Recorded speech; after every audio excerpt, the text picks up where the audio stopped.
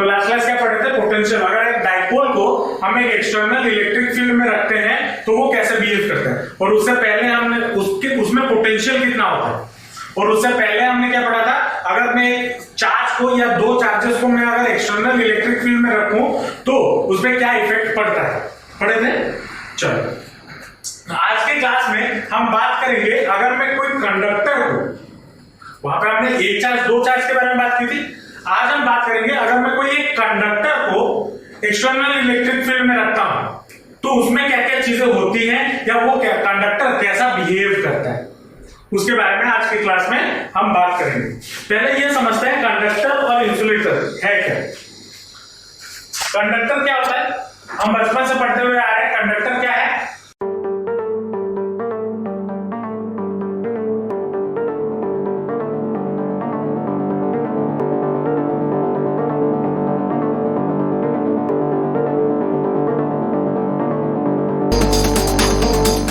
कोई भी मटेरियल जिसके थ्रू से चार्ज फ्लो करता है या मूव करता है उसको हम क्या बोलते हैं, कंडक्टर बोलते हैं, है ना। तो अब ये जो कंडक्टर है ऐसा क्यों होता है, क्यों इसके अंदर से चार्जेस फ्लो कर पाते हैं, इसके बारे में भी हम चैप्टर नंबर 1 में बात किए थे। मान लो अभी फिर से बात कर लेते हैं, मान लो ये पेन एक कंडक्टर है, ठीक है। कंडक्टर, ये पेन किससे बना हुआ है, एटम्स, और इसके एटम, मान लो ये एटम है, बहुत सारे एटम, ये मान लो कंडक्टर है और बहुत सारे एटम इसमें है, ये उसके आउटर मोस्ट सेल, एक एक सेल बनाते हैं।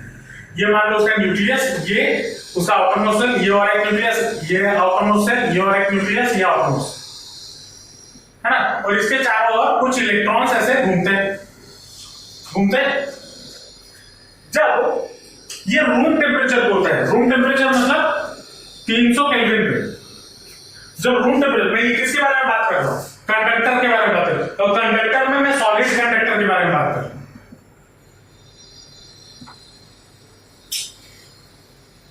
Solid conductor, conductor liquid conductor भी होता है, पता है, इलेक्ट्रोलाइट केमिस्ट्री याद है, NaCl को डालते हैं, इलेक्ट्रोलिसिस प्रोसेस, हाँ उसके बारे में बात करेंगे। लेकिन यहाँ पे बात करते हैं जो सॉलिड कंडक्टर होता है उसमें जो चार्ज कैरियर होता है या चार्ज जो मूव करता है वो कौन होता है, इलेक्ट्रॉन, और जो पॉजिटिवली चार्ज या न्यूक्लियस होता है वो अपने जगह पे बैठा हुआ होता है।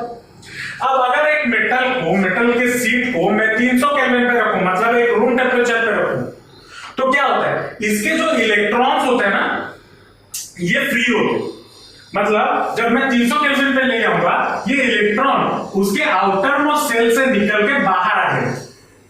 लेकिन ऐसा नहीं है बाहर आ जाएंगे का मतलब सरफेस को छोड़ के बाहर आ जाएंगे, नहीं, वो मेटल के अंदर ही होंगे लेकिन एटम के साथ नहीं होंगे। बातों को समझना। आप मेरे पास यहाँ पे बैठे हो, ठीक है, हम मान लो पढ़ नहीं रहे हैं, मैं यहाँ पे गाना बजा रहा हूँ, डीजे चल रहा है, पार्टी वार्टी चल रही है, ठीक है, आप बिंदास इस रूम के अंदर कुछ भी कर पा रहे ना। लेकिन अगर मान लो आपको बाहर से आपके पापा बुलाए तो आप बाहर निकल जाओगे या नहीं निकल जाओगे। वैसे ही यहाँ पे एटम है, इलेक्ट्रॉन अपने सेल को छोड़ के 300 केल्विन पे बैठा हुआ, वो सरफेस के अंदर, मतलब मेटल के अंदर है लेकिन वो उस सरफेस से उड़ के बाहर नहीं जा रहा। मतलब अगर ये कंडक्टर है तो इधर उसके सरफेस पे फ्री इलेक्ट्रॉन्स मौजूद है लेकिन इलेक्ट्रॉन्स निकल के ऐसे सरफेस से उड़ उड़ के बाहर नहीं जा रहा। मतलब अगर ये जो टेबल आप बैठे हुए हो, टेबल में लोहे का बना हुआ, इलेक्ट्रॉन इसके फ्री सरफेस पे है लेकिन निकल के सरफेस को छोड़ के बाहर नहीं आ रहा, ठीक है। जब ये इसके अंदर क्या एक ही जगह पे खड़े हुए हैं, नहीं, ये मूव करते हैं रैंडम डायरेक्शन में, ये इलेक्ट्रॉन्स मूव करते रहते हैं, रैंडमली मूव करते रहते हैं। जब हम करंट इलेक्ट्रिसिटी चैप्टर में जाएंगे ना हम उसको और डिटेल में पढ़ेंगे। लेकिन अब इलेक्ट्रॉन, अभी के लिए ये याद रखो, जो इलेक्ट्रॉन है ना वो इस सरफेस के अंदर है और एटम से जुदा है, मतलब एटम से निकल चुका है और they are acting as a free electrons, ठीक है। ये होता है कहानी किसमें, कंडक्टर, और कौन से टेम्परेचर पे, रूम टेम्परेचर की बात करें, ठीक है। इसमें और एक स्पेशल टाइप ऑफ कंडक्टर भी है जो कि है सेमीकंडक्टर। चैप्टर नंबर 14 में बात करेंगे, वो अलग अलग बिहेवियर देते हैं, उसके बारे में बात किया जाएगा। लेकिन जो बेसिकली सॉलिड कंडक्टर होता है, इसमें चार्ज कैरियर कौन होता है? इलेक्ट्रॉन। और यहाँ पे जो पॉजिटिव चार्ज होता है वो बैठा रहता है और इलेक्ट्रॉन उस कंडक्टर के अंदर फ्रीली मूव करता है। लेकिन जो इंसुलेटर होता है, इंसुलेटर में क्या होता है, अगर मान लो ये इंसुलेटर है तो ये भी तो एटम से ही बना है या ये और किसी और से बना है? नहीं, ये भी तो एटम से बना है और उसके भी इलेक्ट्रॉन्स होंगे जो उसके आउटरमोस्ट शेल में घूम रहे होंगे, है ना। लेकिन इसमें और इसमें फर्क क्या है? इसमें जो इलेक्ट्रॉन है वो अपने आउटरमोस्ट शेल को एट 300 केल्विन आउटरमोस्ट शेल को छोड़ देता है। और क्यों छोड़ देता है? क्योंकि न्यूक्लियस और इलेक्ट्रॉन के बीच में उतना स्ट्रॉन्ग फोर्स नहीं होता। लेकिन अगर हम इंसुलेटर की बात करें, इंसुलेटर में जो कंडक्टर न्यूक्लियस है और इलेक्ट्रॉन है वो दोनों क्या है? वो दोनों उसके बीच में बहुत स्ट्रॉन्ग फोर्स होता है, तो इलेक्ट्रॉन इसको छोड़ के नहीं जाता या न्यूक्लियस इसको छोड़ता नहीं, ठीक है। तो इसके इसीलिए इंसुलेटर में फ्री इलेक्ट्रॉन्स पाए नहीं जाते। कंडक्टर में हमारा क्या होता है? फ्री इलेक्ट्रॉन्स होते हैं और इंसुलेटर में नो फ्री इलेक्ट्रॉन्स। समझ में आया फ्री इलेक्ट्रॉन्स का मतलब क्या है? फ्री इलेक्ट्रॉन्स का मतलब जो उस मेटल में तो है लेकिन एटम में नहीं है, ठीक है। तो उसको हम क्या बोलते हैं? Free electron. तो कंडक्टर और इंसुलेटर में क्या फर्क होता है कि ये इसमें फ्री इलेक्ट्रॉन मौजूद होता है और इंसुलेटर में फ्री इलेक्ट्रॉन मौजूद नहीं होते। अच्छा, अब एक बात हम इसके पहले चैप्टर में बात किए थे, अगर मैं कॉम्ब को या सिल्क क्लॉथ को इबोनाइट के साथ रब करूं या कॉम्ब को ड्राई हेयर में रब करूं और उसको पेपर बिट के सामने लेके जाऊं तो वो उसको अट्रैक्ट करता था पेपर बिट्स को, जबकि जो कॉम्ब है वो प्लास्टिक से बना हुआ है। जनरली वो तो अट्रैक्ट करना नहीं चाहिए, कर रहा है। और लेकिन हर इंसुलेटर नहीं करता। अब अगर लकड़ी लेके आओ और अपने बाल में घिसो और पेपर बिट्स के सामने रखो, क्या वो उसे अट्रैक्ट करेगा? नहीं। तो कुछ मटेरियल इंसुलेटर्स में कुछ मटेरियल्स ऐसे भी होते हैं जो अपने सरफेस पे इलेक्ट्रिक फील्ड को रहने देते हैं कुछ टाइम के लिए।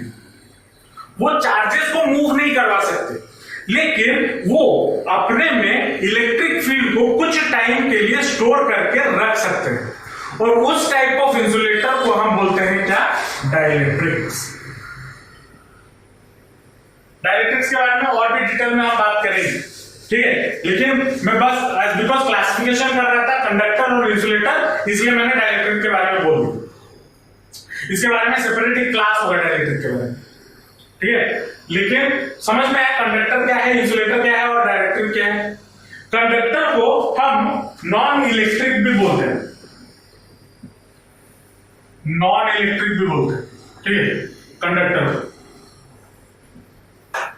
नॉन इलेक्ट्रिक क्यों बोलते हैं? जैसे इंसुलेटर अपने सरफेस पे इलेक्ट्रिक फील्ड को रख सकता है, कंडक्टर नहीं रखता। अगर रख पाता, सोचो इस पे अगर आप टच करते तो आपको शॉक लगता है, तो कंडक्टर का बना हुआ है, लगता है ना? हाँ, इलेक्ट्रिक फील्ड वो रख ही नहीं पाता है ना बेटा।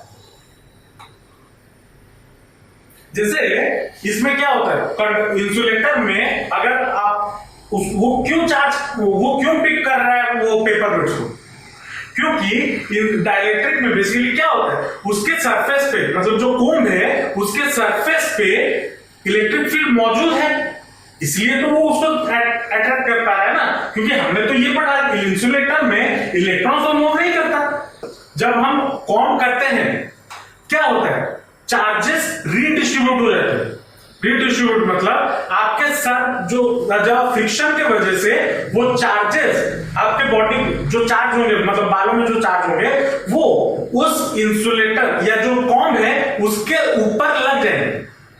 मतलब चार्ज जैसे आपके बाल से निकल के उधर चिपक नहीं जाएंगे, वहां पे एक ड्यू टू फ्रिक्शन एक इलेक्ट्रिक फील्ड क्रिएट होगा और वो इलेक्ट्रिक फील्ड वो कॉम्ब अपने साथ कुछ समय के लिए होल्ड करके रखता है, ठीक है, और जिसकी वजह से वो पेपर बिट्स को अट्रैक्ट कर लेते हैं। और वो हर चीज वो इलेक्ट्रिक फील्ड को पकड़ के नहीं रख पाते, कुछ मटेरियल ही रख पाते हैं, और जो मटेरियल उस इलेक्ट्रिक फील्ड को होल्ड करके रख पाता है उसको हम बोलते हैं डाइलेक्ट्रिक्स।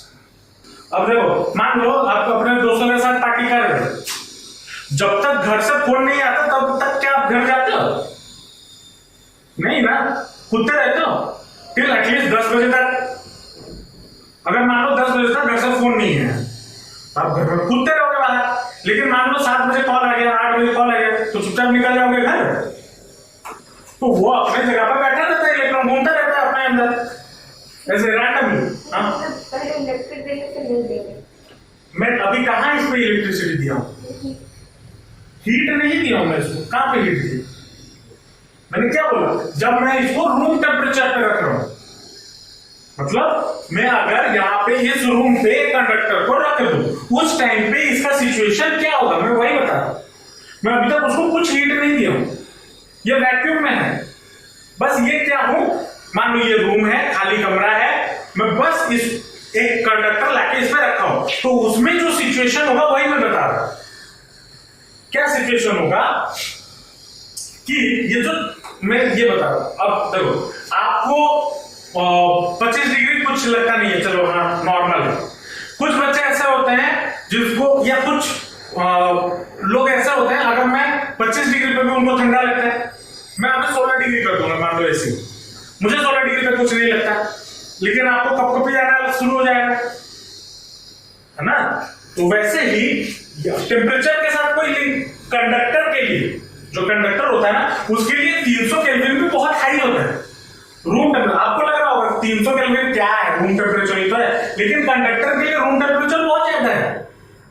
जब हम उसको रूम टेम्परेचर पे लाके छोड़ देते हैं, इलेक्ट्रॉन इनके बीच में इतना फोर्स हो जाता है, मतलब इनके बीच में इतना वीक फोर्स होता है कि वो थोड़े से हीट के राइज में, मतलब हीट के राइज में रूम टेम्परेचर में ही वो इलेक्ट्रॉन निकल जाता है।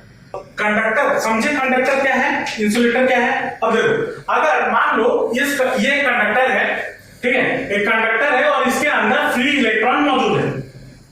इसके अंदर क्या है, फ्री इलेक्ट्रॉन ऐसा रैंडमली मौजूद है। इसको अगर मैं एक एक्सटर्नल इलेक्ट्रिक फील्ड के अंदर रख दूं, एक्सटर्नल इलेक्ट्रिक फील्ड के अंदर रख दूं, तो क्या होगा? जब रूम टेम्परेचर पे था 300 केल्विन, और अभी भी रूम टेम्परेचर वही है 300 केल्विन पे, और मैंने बस क्या किया, पहले ये वैक्यूम में था या एयर के ऊपर था, अब मैं क्या किया, उस रूम में इलेक्ट्रिक फील्ड है। जैसे आप ये मान लो यहाँ पे रूम में बैठे हो, अब रूम में एयर है, कोई दिक्कत नहीं, लेकिन अगर मान लो मैं इलेक्ट्रिक फील्ड इस रूम में डाल दूं एक्स्ट्रा, तो क्या होगा? अगर एक्स्ट्रा इलेक्ट्रिक फील्ड, अब ये चीज आप कैसे महसूस कर सकते हो? अगर मान लो आप टीवी देख रहे हो, टीवी के पास जाओगे ना अपना हाथ लेते हुए, जो हेयर है वो अट्रैक्ट होने जैसा लगेगा। और ऐसा क्यों होता है? क्योंकि वहां पे इलेक्ट्रिक फील्ड मौजूद होता है। अगर मैं इस रूम में भी अगर इलेक्ट्रिक फील्ड डाल दूं, तो आपको लगेगा कि कोई आपको खींच रहा है, ठीक है, क्योंकि आपके बॉडी में भी चार्जेस होते हैं। तो अगर एक कंडक्टर है और उसको मैं एक्सटर्नल इलेक्ट्रिक फील्ड में रख दूं, तो क्या होगा? ये जो फ्री इलेक्ट्रॉन्स होंगे, ये जो फ्री इलेक्ट्रॉन्स होंगे, ये क्या होंगे? ये मूव करने की कोशिश करेंगे, ये सरफेस से बाहर निकलने की कोशिश करेंगे या नहीं करेंगे? क्योंकि अब ये क्या हो गया, मान लो आप यहाँ पे रूम में, मान लो मैं थोड़ा ऐसा बात बोलता हूं, मान लो आप घर पे बैठे हुए हो, मतलब इसी रूम में मान लो पार्टी चल रही है और दारू वारू पी रहे हो, ठीक है, दारू वारू पी रहे हो, 5-15 दोस्त दारू वारू पी रहे हो और बहुत गाना वाना चला रहे हो पूरा जोर शोर से। अब अगर पुलिस मान लो आ गया, तब क्या करोगे? दारू वारू को बैग में डाल के छुपाओगे, पहले पकड़ लिया तो हो गया कल्याण, क्योंकि अंडर एज है ना। वही चीज जब ये इलेक्ट्रॉन इसके अंदर, जब मैं एक्सटर्नल इलेक्ट्रिक फील्ड नहीं दिया था, इलेक्ट्रॉन इसके अंदर आराम से बैठा हुआ था इसके अंदर, जब मैं इसके अंदर एक एक्सटर्नल इलेक्ट्रिक फील्ड में डाल दिया, तो ये क्या होगा? इलेक्ट्रॉन भागा दौड़ी करने लगेगा उसके अंदर, लेकिन इस सरफेस को छोड़ के नहीं जाएगा, उसके अंदर ही भागेगा, रैंडम मोशन करेगा, लेकिन उस सरफेस को छोड़ के नहीं जाएगा। मतलब क्योंकि अब घर के अंदर क्या होगा, अब पहले बोतल छुपाओगे इधर, तो छुपाने में भागा दौड़ी मचेगा, 10-15 जन डर के भागा दौड़ी मचेगा, लेकिन अब बाहर नहीं जा सकते क्योंकि बाहर कौन बैठा है, पुलिस बैठा, तो आप नहीं जा सकते। तो वैसे इलेक्ट्रॉन इसके अंदर भागा दौड़ी करेगा, लेकिन सरफेस को छोड़ के नहीं जाएगा। समझ में आ रहा है? तो उसको भी लिख लो एक लाइन में। हाँ, जब हम यहाँ पे एक एक्सटर्नल इलेक्ट्रिक फील्ड पे इस कंडक्टर को रखेंगे तो क्या होगा, ये जो फ्री इलेक्ट्रॉन होंगे ना, ये मूव करना शुरू हो जाएगा, या भगदड़ मच जाएगी, और ये किस डायरेक्शन में भागने की कोशिश करेंगे। आप किस डायरेक्शन, अगर पुलिस बाहर है, मान लो 2 दरवाजे हैं, इस वाला दरवाजा, बाहर वाले दरवाजे के पास पुलिस है, और आपको पता है अगर आप पुलिस के पास जाते हो तो पुलिस पकड़ लेगा उस दरवाजे से, तो आप किस दरवाजे से भागोगे, ये वाले दरवाजे से। तो वैसे ही इलेक्ट्रिक फील्ड अगर इस डायरेक्शन में है तो इलेक्ट्रॉन किस डायरेक्शन में भागने की कोशिश करेगा, उसके इलेक्ट्रिक फील्ड के ऑपोजिट डायरेक्शन में। पुलिस जहां खड़ा है उसके ऑपोजिट डायरेक्शन में आप ही भागोगे ना। तो वैसे ही इलेक्ट्रिक फील्ड अगर इस डायरेक्शन में है तो इलेक्ट्रॉन कहां भागेगा, ड्रिफ्ट करने लगेगा opposite direction to the electric field, जो कि यहां पर मैंने लिखा हुआ है, यहाँ पर वही चीज लिख दिया है। In metallic conductor the electrons of the outer shell are loosely bound with the nucleus, so they get detached and move almost freely inside the metal in an external electric field. This free electron drift in the opposite direction of the electric field. Drift मतलब move करना। Drift कह लो, NFS वगैरह कह लो, game, car racing game, drifting होता है, गाड़ी पूरा स्किड करके ऐसे घूमता है, देखो मूवी वगैरह में। सर हम तो सीरियल देखते हैं, मूवी कम है ना, तो क्या कार्टून, मैं हूं निंजा हथौड़ी, है ना, नहीं निंजा हथौड़ी मैं भी देखता हूँ कभी, मुझे पसंद है। ठीक है, तो ड्रिफ्टिंग का मतलब अगर मान लो वो सडन से जो मूव होता है, जब मान लो गाड़ी चलाते हुए जा रहे हो, कार चला, मेनली कार चलाते हो, क्योंकि कार से आप गिर नहीं सकते। बाइक में अगर सडन ब्रेक मारोगे तो गिर जाओगे। चलो देखते हैं सर, आज ड्रिफ्ट वाला से पढ़ा है, हम स्कूटी पे करते हैं ड्रिफ्टिंग, करोगे?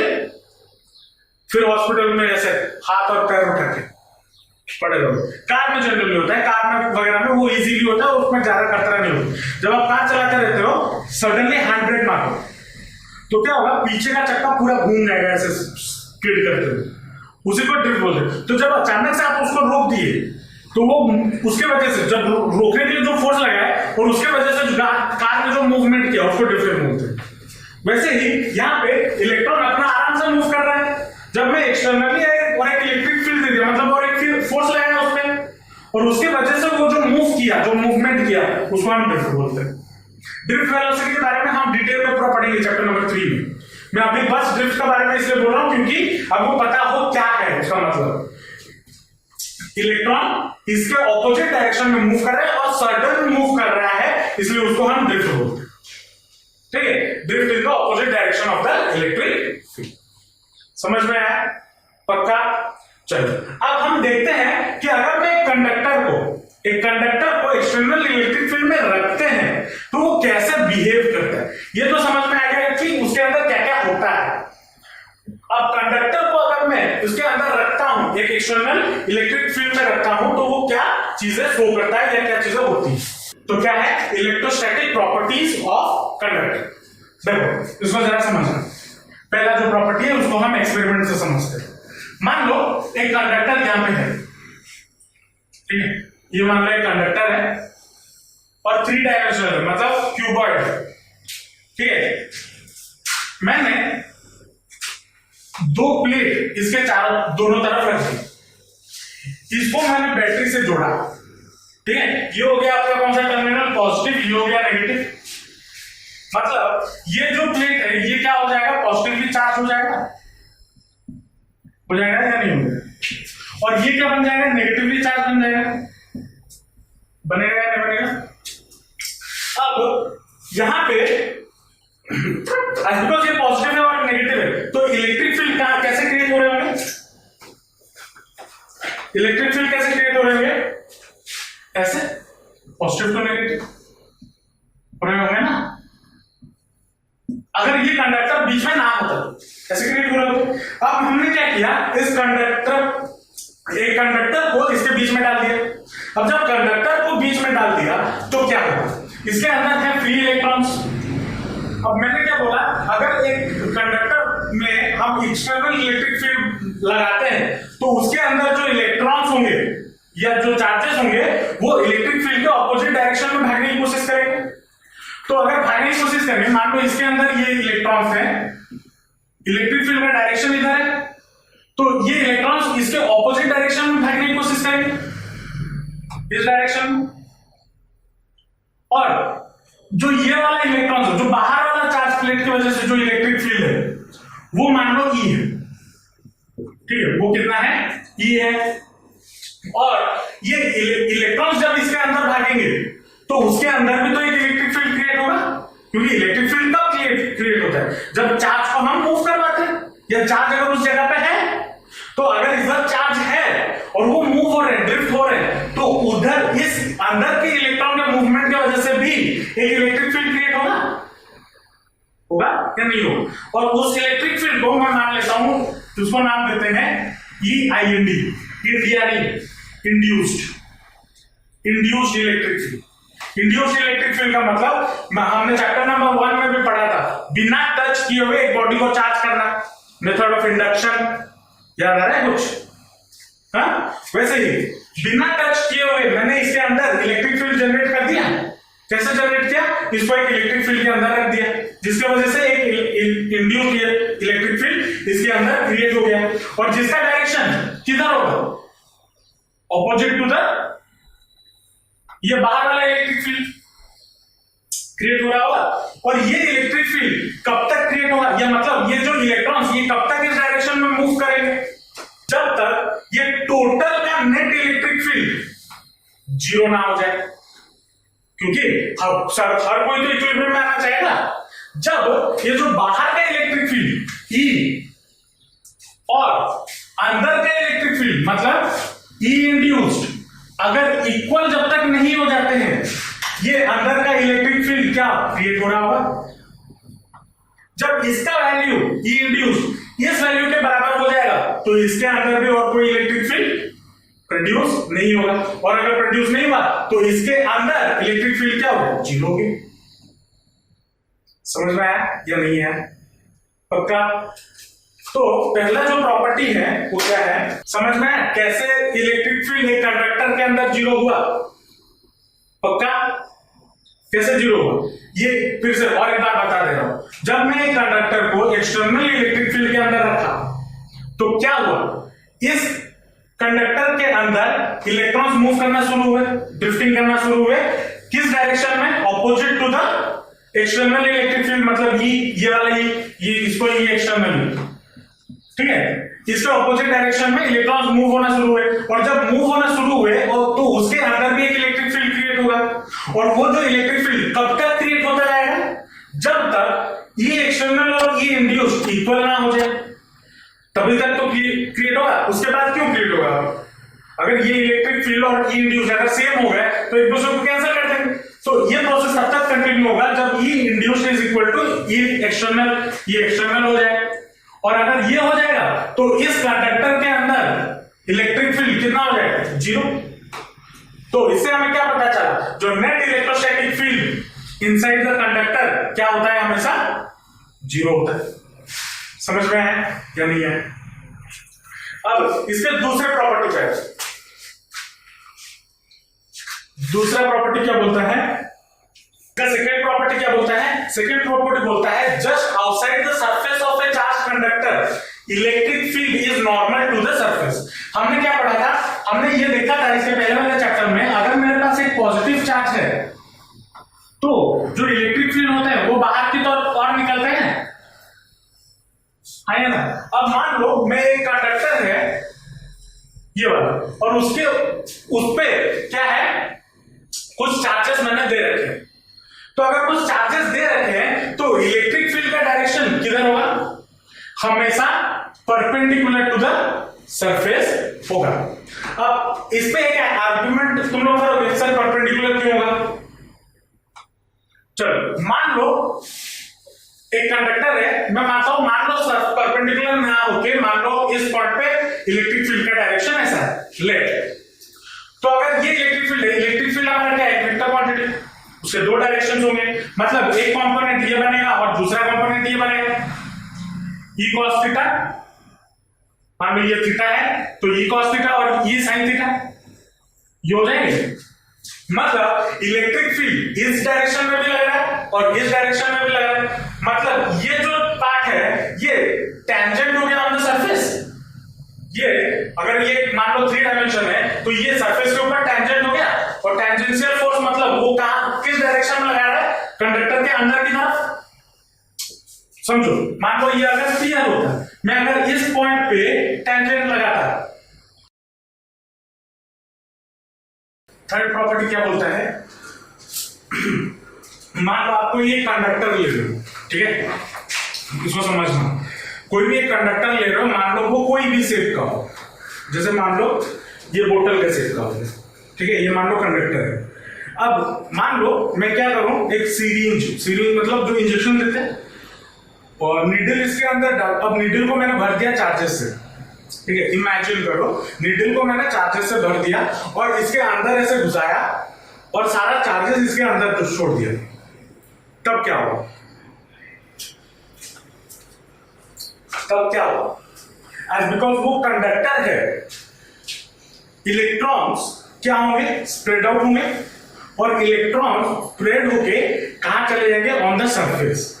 इसीलिए हमेशा बोला जाता है, जो थर्ड प्रॉपर्टी है, कि अगर आप एक चार्ज के अंदर भी एक कंडक्टर के अंदर भी चार्ज डालते हो तो वो चार्ज कहां रहेगा, कहां पे स्टे करेगा, on the surface of the conductor. मतलब अगर मैं एक चार्ज इसके अंदर लूं, किसके अंदर, एक कंडक्टर के अंदर, चार्ज हमेशा क्या होगा, 0 होगा, ठीक है, और इसको हम प्रूफ भी कर सकते हैं। पहले वो प्रॉपर्टी लिख लो फिर प्रूफ करेंगे। होता है ये property, the net charge in the interior of the conductor is 0 and any excess charge resides at its surface. एक कंडक्टर के इंटीरियर में, अंदर में चार्जेस हमेशा क्या होगा, 0, और अगर आप उस पर ज्यादा चार्ज दे भी देते हो, उसके अंदर भी दे देते हो, तो वो हमेशा कहां पे लाई करेगा, उसके सरफेस पे लाई करेगा। अब मान लो मैं कंडक्टर लेता हूं, मान लो कुछ इस शेप का, ठीक है, और इसके अंदर मैं चार्जेस देता हूं, मान लो अब चार्जेस देता हूं तो ये हो गया सारा, मान लो मैंने क्यू चार्ज दे दिया, कितना चार्ज दिया, क्यू चार्ज उसको दे दिया। अब मुझे पता है कंडक्टर के अंदर इलेक्ट्रिक फील्ड कितना होता है, 0 होता है। इसके पहले वाले प्रॉपर्टी में हमने देखा, फर्स्ट प्रॉपर्टी जो होता है, इलेक्ट्रिक फील्ड हमेशा क्या होता है, 0। अब अगर मान लो लेट मैं क्या करता हूं, मुझे क्या प्रूफ करना है, मुझे ये प्रूफ करना है कि इसके अंदर कोई चार्ज नहीं रहता, ये तो प्रूफ करना है। चलो अब मैं क्या करता हूं, इसके अंदर ही, मतलब जस्ट इसके बाउंड्री के नजदीक से मैं गॉसियन सरफेस ले लेता हूं। क्या ले लेता हूं, गॉसियन सरफेस, चैप्टर 1 याद होगा, गॉस लॉ, गॉसियन सरफेस ले लेता हूं। ये जो हमारा क्या है, रेड पेन में जो मैंने मार्क किया वो है गॉसियन सरफेस। अब गॉस लॉ के हिसाब से, गॉस लॉ हमारा क्या बोलता है, फाई इज इक्वल टू क्या होता है, phi is equal to line integral of E ds is equal to कितना होता है, क्यू बाय एप्सिलॉन नॉट। ये होता है या नहीं होता। अब ये गॉसियन सरफेस, इलेक्ट्रिक फील्ड अंदर है और गॉसियन सरफेस कहां पे है, इस सरफेस के अंदर, और इलेक्ट्रिक फील्ड अंदर हमारा क्या होता है, हमेशा 0 होता है या नहीं होता। तो इलेक्ट्रिक फील्ड ये 0 हो जाएगा, तो अगर ये 0 हो जाएगा तो फ्लक्स भी मेरा 0 हो जाएगा, एज इनसाइड द कंडक्टर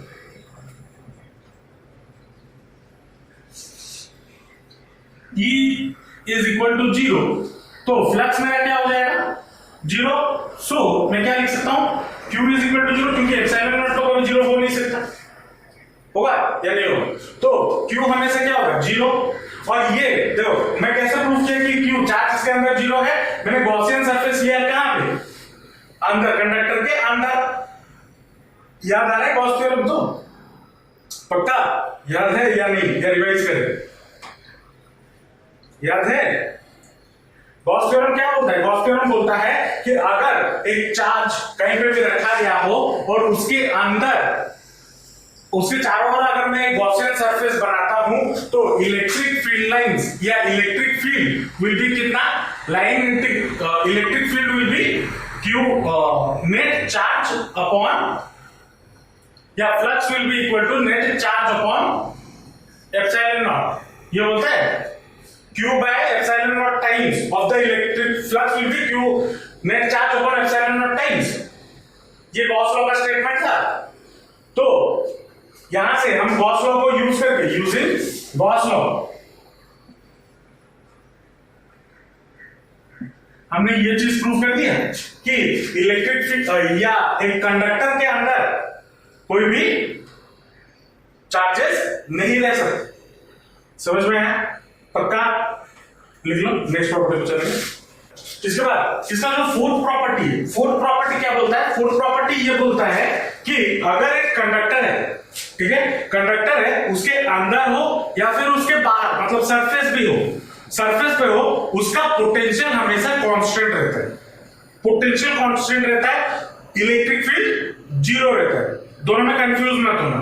एक कंडक्टर के अंदर क्या जीरो होता है? इलेक्ट्रिक फील्ड जीरो होता है। क्या कांस्टेंट होता है? पोटेंशियल कांस्टेंट होता है। ठीक है, तो फोर्थ प्रॉपर्टी क्या है? Potential is constant with in and on the surface of the conductor. अब ये चीज को भी प्रूव करेंगे। इलेक्ट्रिक फील्ड इक्वल टू, हमें क्या पता है? E इज इक्वल टू क्या होता है? Proof. E is equal to हमारा क्या होता है? माइनस dv अपॉन dr होता है या नहीं होता? याद आ रहा है कुछ? Electric field equal to minus dv upon dr पढ़ रहे थे या नहीं? दो तीन क्लास के पहले ही हमने relationship between E and potential, electric field and potential किया हुआ है, 2-3 क्लास पहले। तो E इक्वल टू क्या है? Minus dv upon dr। अब इलेक्ट्रिक फील्ड में हमने फर्स्ट प्रॉपर्टी क्या पढ़ा था? अगर हमारे पास एक कंडक्टर है तो कंडक्टर के अंदर इलेक्ट्रिक फील्ड क्या होता है? जीरो होता है। तो मतलब dv अपॉन, ये इसका वैल्यू कितना होना चाहिए? जीरो होना चाहिए। मतलब dv अपॉन dr कितना होना चाहिए? जीरो होना चाहिए। अब इसका डिफरेंशिएशन, किसी का डिफरेंशिएशन, इसका मतलब क्या है? d by dr of v is equal to zero. इसका मतलब तो यही है ना। और किसी चीज का डिफरेंशिएशन जीरो कब होता है? जब वो एक कांस्टेंट हो। तो v इज इक्वल टू क्या हो जाएगा? देयरफॉर v इज क्या हो जाएगा? कांस्टेंट। और ये चीज प्रूव करना है। और यही चीज बोलता है फोर्थ प्रॉपर्टी कि potential is constant with in and on the surface of the conductor. तो इससे क्या पता चलता है? अगर ये मेरा एक कंडक्टर है, ठीक है, अगर मान लो ये हमारा कंडक्टर है, इसके अंदर भी, मतलब उसका वॉल्यूम का हर पार्ट, वॉल्यूम मतलब उसके अंदर भी बाहर भी हर पार्ट में पोटेंशियल मेरा क्या होना चाहिए? सेम होना चाहिए। तो मतलब एक कंडक्टर पे मैं अगर चार्ज दे रहा हूं और पोटेंशियल अगर कांस्टेंट है तो वो कैसा सरफेस बन गया? इक्विपोटेंशियल सरफेस बन गया। इक्विपोटेंशियल सरफेस के बारे में पढ़े थे, क्या होता है? जहां पे पोटेंशियल सेम होता है। तो इसी को यूज करके हम ये भी प्रूफ कर सकते हैं कि कोई कंडक्टर इक्विपोटेंशियल सरफेस है या नहीं है। समझ में आ रहा है या नहीं आ रहा है? पक्का? उसके बाद चलो, तो पांचवा प्रॉपर्टी, नेक्स्ट प्रॉपर्टी क्या बोलता है? Electric field at the surface of a charge conductor is proportional to the surface charge density. अब इसका मतलब समझते हैं। सरफेस चार्ज डेंसिटी क्या होता है? पढ़े इसके बारे में, फर्स्ट चैप्टर में पढ़े थे। क्या होता है surface charge density? Surface charge density को कैसे रिप्रेजेंट करते थे पहले ये बता दो। Linear charge density, surface charge density, volumetric charge density, याद है कुछ? लीनियर चार्ज डेंसिटी को किससे रिप्रेजेंट करते थे? लैम्बडा से। सरफेस चार्ज डेंसिटी को किससे रिप्रेजेंट करते थे? सिग्मा से। और सिग्मा इक्वल टू क्या होता है? अरे dq upon ds, amount of charge per unit surface area. Linear charge area, amount of charge per unit length. Volume charge density, amount of charge पर वॉल्यूम। कुछ याद आ रहा है? याद नहीं आएगा, मुझे पता है। आज मैं ये पढ़ा रहा हूं, नेक्स्ट में थर्ड चैप्टर में चला जाऊंगा, फिर ये सब भी गायब हो जाएगा दिमाग से। तो बार बार रिवीजन करते रहो, मैं यह हर दिन बोलता रहता हूं, ठीक है? नहीं तो भूल जाओगे। और हम इंसान ऐसे बने हुए हैं, हमारा दिमाग ऐसे बना हुआ है कि हम चीजें भूल जाए। तो हम कैसे याद रखेंगे? हम याद रखेंगे by doing proper revision. Bar bar revise करो, बार बार पढ़ो उन चीजों को, तो याद रह जाएगा। जैसे गाना होता है, 4-5 बार सुन लिए तो याद रहता है ना, वैसे ही इसको बार बार पढ़ोगे तो याद रह जाएगा। लेकिन पढ़ो, वो मेहनत आपको करनी होगी। मैं पढ़ूंगा तो मेरा होगा, आपका नहीं। आप जब तक आप नहीं पढ़ोगे आपका नहीं होगा, आपका दोस्त पढ़ने पे आपका नहीं होगा, ठीक है? तो क्या बोलता है? Electric field at the surface of a charged conductor is proportional to the surface charge density, मतलब E is directly proportional या proportional to sigma, ये बोलता है, ठीक है? चलो अब इस चीज को प्रूफ करते हैं। अब प्रूफ करने के लिए मुझे क्या करना होगा? तो ये आपका एक कंडक्टर है, ठीक है?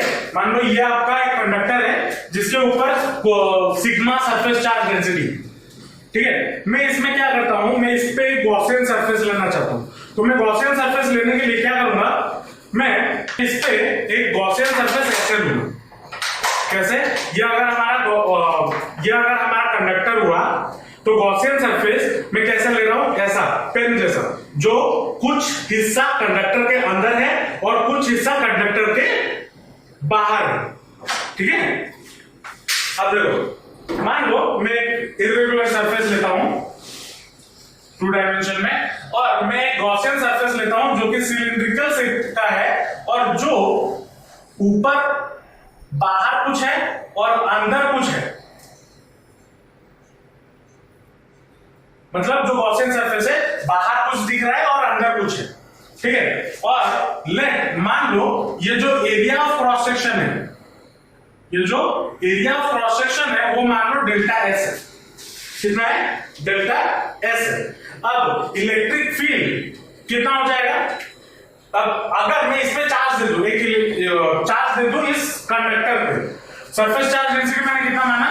Let the surface charge density of this irregular surface, let the surface charge density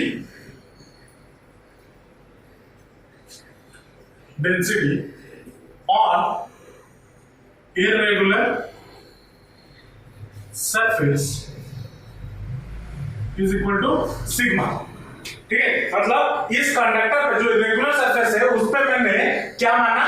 sigma माना। अब पूछो सर आपने इरेगुलर क्यों लिया, सिलिंड्रिकल, स्फेरिकल क्यों नहीं लिया? चाहे आप कैसा भी करना, तो वहां पे क्या हो जाएगा? फिक्स्ड आपका शेप हो जाएगा, शेप डिफाइन हो जाएगा। मैं उसके लिए भी होगा, लेकिन एक इंडिफरेंट शेप के लिए भी होगा। किसी के लिए भी करो, ये स्टेटमेंट हर सरफेस के लिए ट्रू है, इसलिए मैंने इरेगुलर शेप लिया और कुछ नहीं। तो मैंने क्या बोला? ये सरफेस पे मान लो सरफेस चार्ज डेंसिटी कितना है? सिग्मा, और flux phi is equal to कितना होता है? हमें पता है, we know that phi is equal to. अब ये गॉसियन सरफेस पे इलेक्ट्रिक फील्ड इसके अंदर तो 0 है, तो जो भी इलेक्ट्रिक फील्ड इस गॉसियन सरफेस से लग रहा होगा ड्यू टू किसके वजह से? इस बाहर के वजह से, बाहर वाले पार्ट के वजह से। अंदर वाले पार्ट के वजह से तो नहीं लग रहा होगा, क्योंकि अंदर चार्जेस नहीं है, नहीं है। तो फ्लक्स फाई इक्वल टू कितना हो जाएगा?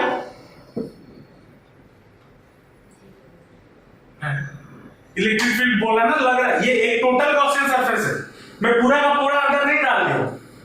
गॉसियन सरफेस पूरा अंदर नहीं है, थोड़ा आधा बाहर है आधा अंदर है। अंदर के वजह से 0 है इलेक्ट्रिक फील्ड, लेकिन बाहर की वजह से तो कुछ फ्लक्स लग रहा होगा बाहर, क्योंकि जो अगर सरफेस चार्ज डेंसिटी सिग्मा है तो जाहिर सी बात है ये सरफेस के ऊपर चार्जेस होंगे या नहीं होंगे। तो फाई इक्वल टू मेरा कितना हो जाएगा? Total flux equal to E into delta S हो जाएगा या नहीं हो जाएगा? ये मैं इसलिए करवा रहा हूं, ये कभी कभी इसका प्रूफ पूछ लेता है एक मार्कर में, तो जो मैं प्रूफ करवा रहा हूं ना उसको दिमाग में रखना।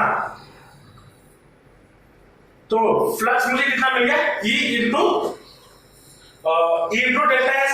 अब टोटल चार्ज इस गॉसियन सरफेस के अंदर कितना होगा? टोटल चार्ज मतलब कौन सा वाले गॉसियन सरफेस की, बाहर वाले, अंदर वाले तो जीरो है, तो total charge in the Gaussian surface कितना हो जाएगा, Q इज इक्वल टू, हमने यहां पे क्या पढ़ा, sigma is equal to Q upon delta S, delta S मैंने ये लिया हुआ है ना, तो Q इज इक्वल टू कितना हो जाएगा, सिग्मा इंटू डेल्टा एस होगा या नहीं होगा, सिग्मा इंटू डेल्टा एस होगा। अब हमें पता है गॉस थ्योरम से, हमें और एक चीज भी पता है, फ्रॉम गॉस थ्योरम हमें क्या पता है, flux is equal to Q upon epsilon naught, तो फ्लक्स का वैल्यू यहां पे कितना निकला है, E डेल्टा एस, इधर डाल दो, E into delta S is equal to Q का वैल्यू कितना निकला है, sigma into delta S upon epsilon naught होगा या नहीं होगा, तो E इक्वल टू कितना मिल जाएगा, सिग्मा अपॉन एप्सिलॉन नॉट मिलेगा या नहीं मिलेगा, मिलेगा या नहीं मिलेगा।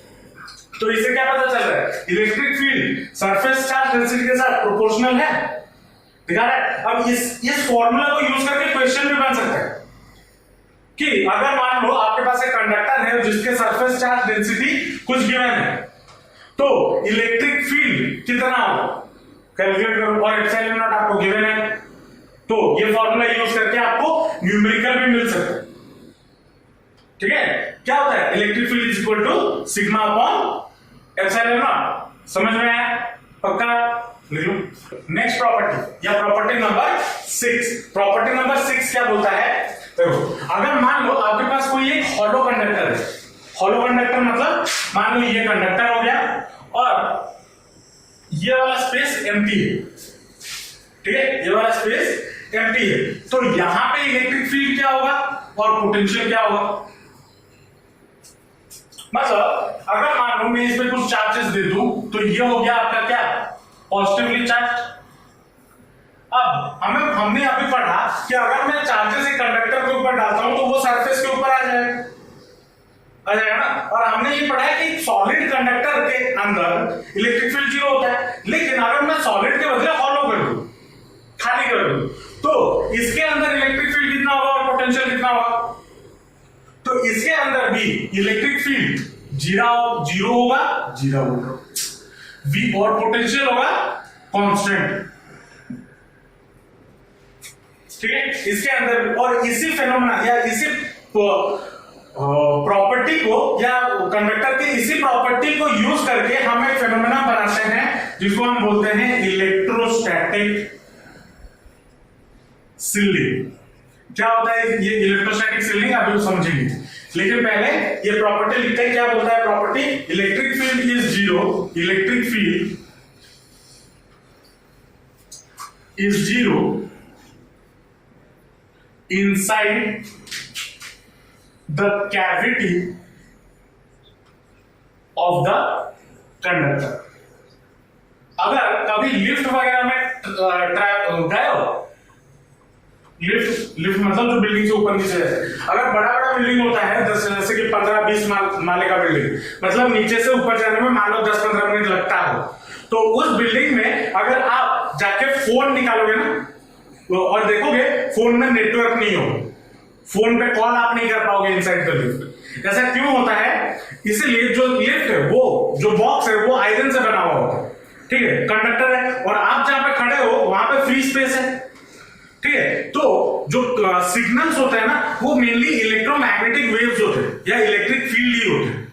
हम पढ़ेंगे इलेक्ट्रोमैग्नेटिक वेव्स क्या होते हैं, उसके बारे में भी बात करेंगे in chapter number I guess 8 और 8, ठीक है, वहां पे हम पढ़ेंगे, ठीक है। लेकिन जो बेसिकली वो भी चार्जेस होते हैं या वो भी इलेक्ट्रिक फील्ड होते हैं, तो वो उस लिफ्ट के अंदर घुस नहीं पाते। इसीलिए क्यों घुस नहीं पाते, क्योंकि एक कंडक्टर के कैविटी के अंदर हमेशा इलेक्ट्रिक फील्ड जीरो होता है, इसी प्रॉपर्टी की वजह से। और बचपन में आप सुने भी होंगे, अगर आप कहीं पे गाड़ी से कार से ट्रैवल कर रहे हो और मान लो बहुत जोर से थंडरस्टॉर्म हुआ, बोला जाता है कि आप गाड़ी से निकल के बाहर मत जाना, और अगर गाड़ी के अंदर भी हो तो आपको थंडरस्टॉर्म हिट नहीं कर पाएगा, और अगर करता भी है तो क्या हो जाता है, वो सारा चार्जेस फ्लो होके जमीन पे चला जाता है।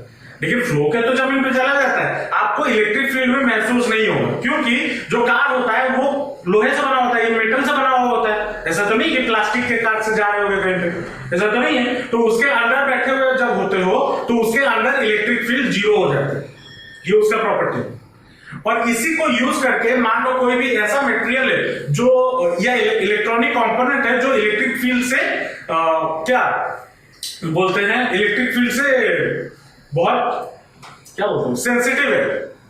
मतलब अगर उस मटेरियल को मैं इलेक्ट्रिक फील्ड में जरा सा रखूं वो कंपोनेंट खराब हो जाए, ऐसे बहुत सारे कंपोनेंट्स हैं, ठीक है। तो उसको स्टोर करने के लिए भी हम इलेक्ट्रोस्टैटिक शील्डिंग का इस्तेमाल करते हैं। क्या बोलता है इलेक्ट्रोस्टैटिक शील्डिंग का मतलब क्या होता है कि एक कंडक्टर के अंदर इलेक्ट्रिक फील्ड नहीं पहुंच पाएगा, और जिसके वजह से वहां पे रखे हुए मटेरियल पे इलेक्ट्रिक फील्ड का कोई असर नहीं होगा।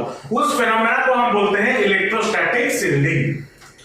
और इसका जो अभी 2-3 एग्जांपल्स दिया, ये उसके डे टू डे लाइफ में हम उसका यूज करते हैं या हम देख पाते हैं। समझ में आ रहा है? तो पहले इलेक्ट्रोस्टैटिक शील्डिंग क्या है, इसको भी 2 लाइन में लिख लो। समझ में आया? तो कंडक्टर को अगर मैं एक इलेक्ट्रिक फील्ड में रखता हूं तो वो कैसे बिहेव करता है, उसके कुछ प्रॉपर्टीज के बारे में हम बात करें। समझ में आया? पक्का? नेक्स्ट जो टॉपिक है वो है कैपेसिटेंस, उसको जरा देखते हैं।